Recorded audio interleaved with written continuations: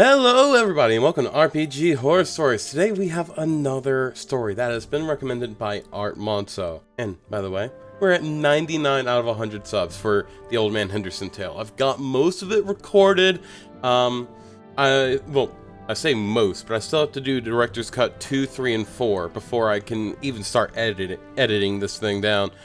But I'm really close. We're getting really close to posting the Old Man Henderson tale, and I really appreciate all the love and support you guys are throwing at the channel. Much love, stay sexy. Now, on with the tale. Asexual character sexually assaulted for plot. This story involves a campaign I joined for a short period of time to fill my Mondays between university and work. The main problem person of this story is the Dungeon Master, that I will name Jared. The campaign took place in what was essentially just a rip of Kirkwall from Dragon Age. The Dungeon Master's own words, I chose to play a male half-elf bard that was from a mid-tier noble house.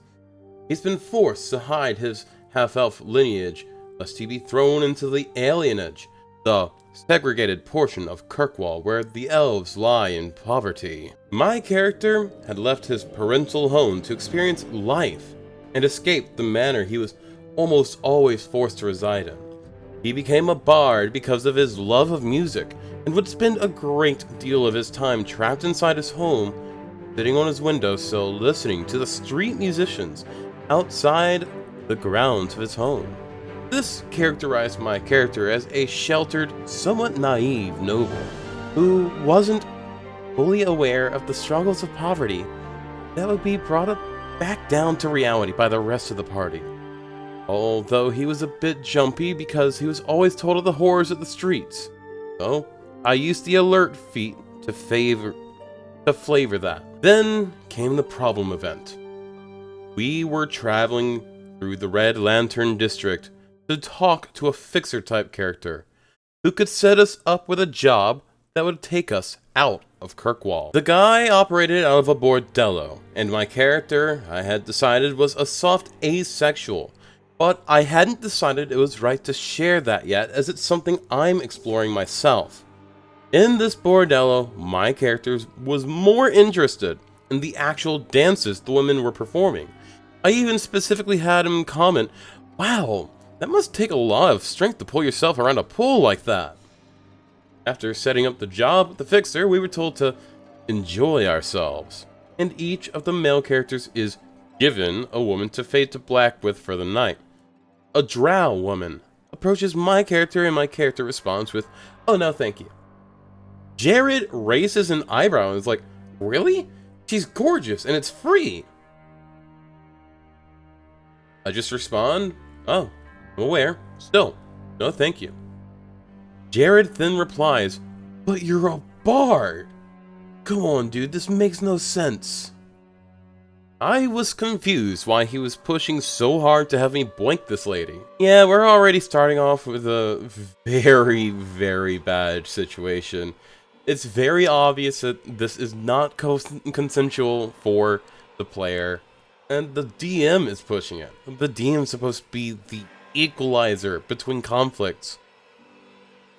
But in this case, the DM is the conflict. Roll post. I later found out that he was so pushy because this lady was some agent from some criminal group that was associated with my family and was going to steal a family treasure I had on me. Basically, she was supposed to be a honeypot, but Jared never was able to comprehend that I wasn't playing just another horny bard. The woman walks off and we go to sleep for the night. My character specifically stays up to work on some lyrics to a song he was working on. Jared then tells me that before you realize it, the beautiful drow woman is in your room. I, seeing where this was going, say that she couldn't have just snuck up on me as I had taken the alert feat. Jared rolls his eyes and says, "Okay, whenever you hear the floorboards creak and you turn to see this beautiful drow woman before you. The air is filled with an intoxicating perfume and you find yourself enraptured by her." Gross. I cut Jared off asking if she's using a charm effect on me.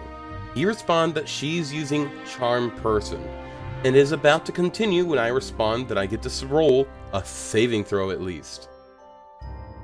Jared sighs and lets me roll. I roll badly on the first one. Jared chuckles and is about to continue talking. I then tell him that as a half-elf, I have advantage. Sadly, I didn't roll great on the other roll either. So Jared starts narrating how I'm basically seduced by this drow. This is really putting me off, and argued that just because I'm charmed doesn't mean that I want to suddenly bone her. Charm Person just makes me view her as a friendly acquaintance. Jared hand waves this and says, "Oh, this is special." I wasn't quite comfortable enough to reveal the sexuality that I was exploring with this character, so I just shut up and let it happen. Gross. She then robs me in the middle of the night, and I argue that as I have a quite high passive perception, that I should at least be given the chance to roll to notice myself being robbed. Jared responds that I was placed under magical sleep, so I can't notice it.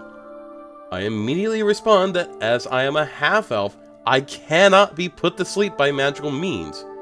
He groans and says, "Fine, do your roll." I roll a 19, and before the words are fully out of my mouth, Jared says I fail and that I wake up to find my heirloom gone. This put a really bad taste in my mouth, and I just ended up ghosting the campaign. I should have probably sent a quick message or something, but I just don't want to interact with Jared anymore. Edit, completely forgot to mention. There was in fact a session 0 where boundaries were discussed. Thaftflu Jared elected to actively ignore what was discussed. Too long, didn't read. OP makes a soft asexual character to explore that sexuality himself. The DM tries to force a honeypot on OP and then sexually assaults OP to progress the plot. Alright, so let me break this down for you, because I know that I do have some people watch who don't play D&D or don't understand things. The Dungeon Master has a higher power distance between like them and the player. The distance is massive. And they also have the implicit trust of the player in a lot of circumstances. And for good reason. Being a Dungeon Master is basically a full-time job. You have to be spending all of your time readying encounters, writing notes, reading notes, double-checking character sheets, writing plot, reading books. Sometimes you've gotta write up extra character sheets in case somebody drops and you gotta bring someone new. You've gotta write lore docs, character documents. There's a million and one things you need to do. And it is so fucking wrong that Jared did what he did. Because what Jared did was he took the implicit trust and the power he had as a DM to brain rape another person. This is something you should never do. It's so fucking wrong on so many levels. Never do this.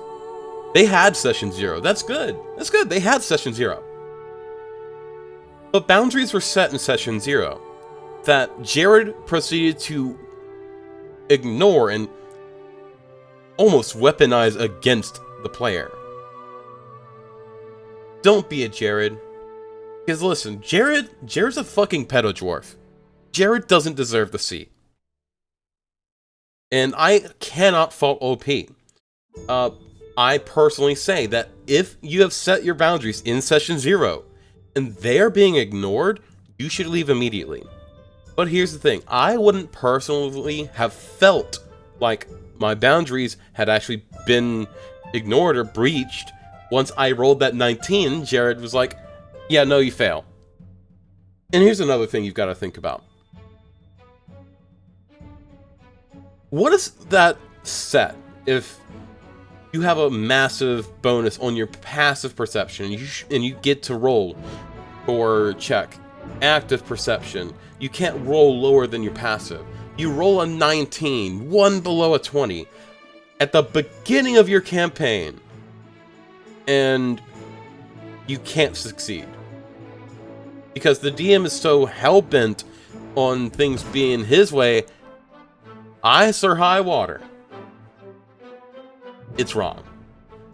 So, if you ever encounter a Jared, call them out, and honestly, fucking steal the DM seat from them. They don't belong there. That's all I have for today. Much love, stay sexy, and I've been filming the Old Man Henderson episode today.